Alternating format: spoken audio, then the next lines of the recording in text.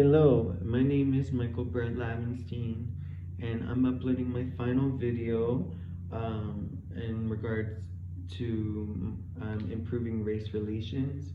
For my video, I'm going to focus on how to improve race relations in terms of an up and coming aberration that's happening in the United States, which is the legalization of marijuana. And so essentially, in Colorado was one of the first states to legalize marijuana, not just decriminalize, but legalize the non-medical use of marijuana.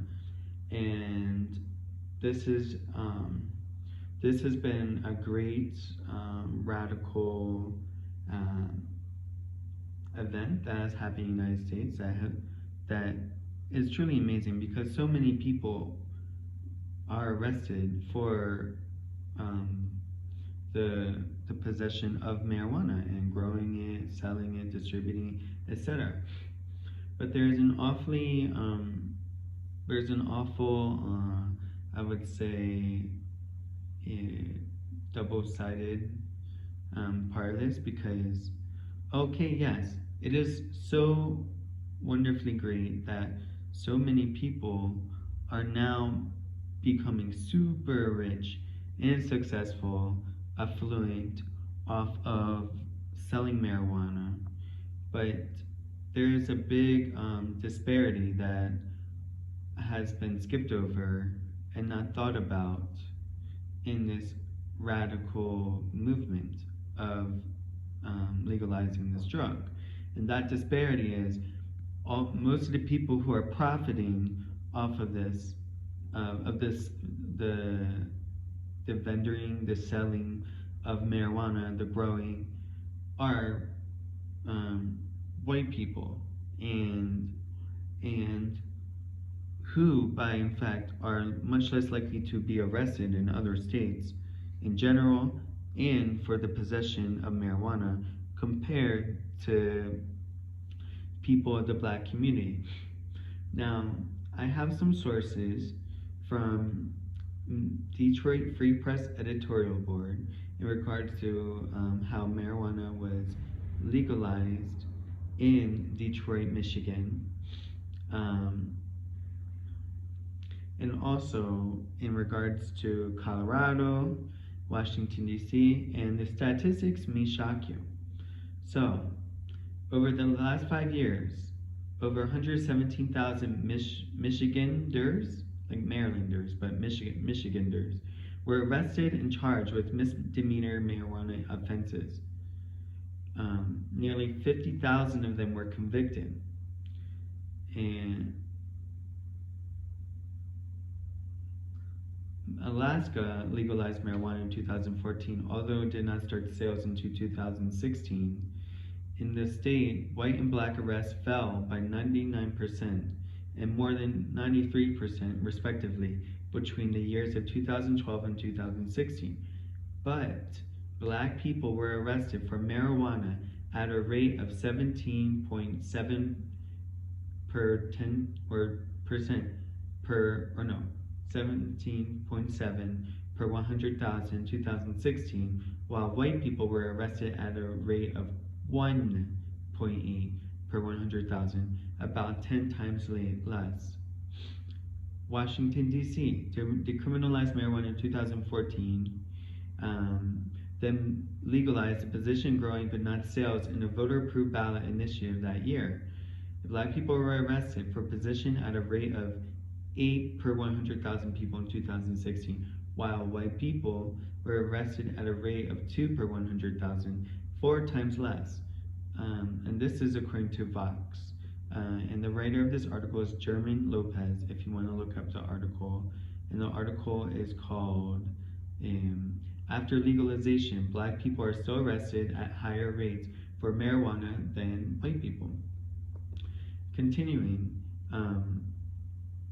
this is in Colorado, one of the first 2 states to legalize marijuana, 2012. In 2016, the decrease in the number of marijuana arrests by race is the greatest for white arrestees, 51%, compared to Hispanics, 33%, in African Americans, 25%. The marijuana arrest rates for white and Hispanics is comparable, but the marijuana arrest for African Americans is almost 3 times that of white people. 348,000 per 100 for black people, and 123,000 out of 123 out of 100,000 for white people. And this is exclusively problematic and representative of racial disparities between white people and people of color, and especially people who are black, because in terms of racial and criminal conviction, yeah, any type of drug conviction that even results in probation instead of jail time can still be an obstacle for people who are trying to find employment or housing, especially in healthcare field. Banks may deny people credit for a drug conviction. Colleges may reject people of admission, like applicants, and people may not even be eligible for financial aid at the federal level if they have drug-related convictions.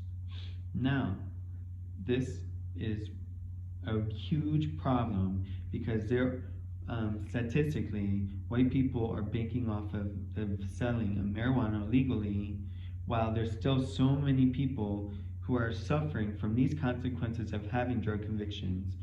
Black people who are suffering at this unequal racial disparity, who are being barred from housing, employment, school, financial aid, being accepted, credit, etc. And so I think a really huge solution that would help is if marijuana becomes legalized at the federal level, we need to free everyone who was arrested for selling marijuana in the United States from prison, and we need to remove it from their records. And if anything, we should supplement them for the time loss of their lives, so they can maybe have an opportunity to regain their life back and maybe start a business, etc. I think that would be a huge thing as more and more marijuana or more and more states legalize marijuana, as well as other drugs, like Oregon decriminalize all drugs, for example. But let me tell you, there's still so many people in jail for the selling and usage of those drugs.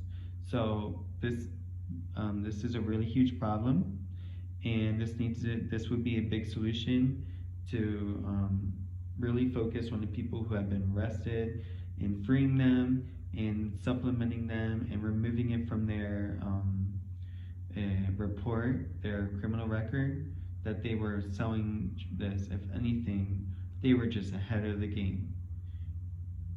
So anyway, thank you so much. My name is Michael Bart Lavenstein, and this was Improving Race Relations in the terms of the legalization of marijuana. Thank you so much.